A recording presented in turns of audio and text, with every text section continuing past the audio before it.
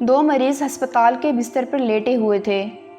ایک شخص بیٹھنے کے قابل تھا، اس کا بستر کمرے میں موجود کھڑکی کے پاس تھا، جبکہ دوسرا شخص پورا دن اپنے بستر پر لیٹ کر گزارتا تھا۔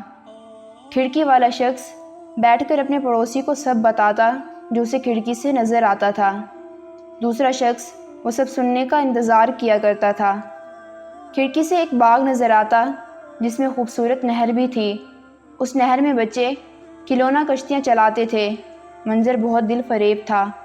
کھڑکی کے نزدیک والا برابر لیٹے ہوئے شخص کو تمام تفصیلات بتاتا اور لیٹا ہوا شخص تصور کی دنیا میں کھو جاتا تھا۔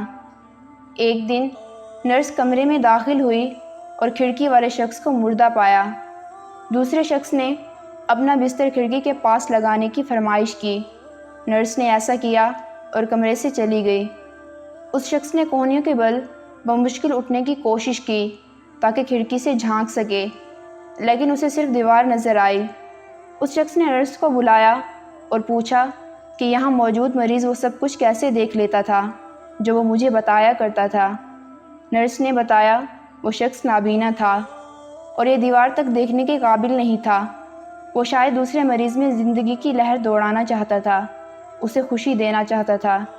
اپنی تکلیف بھول کر دوسروں کو خوشی دینے سے بڑھ کر دوسری کوئی خوشی نہیں۔ خوشی بتانے سے بڑھتی ہے۔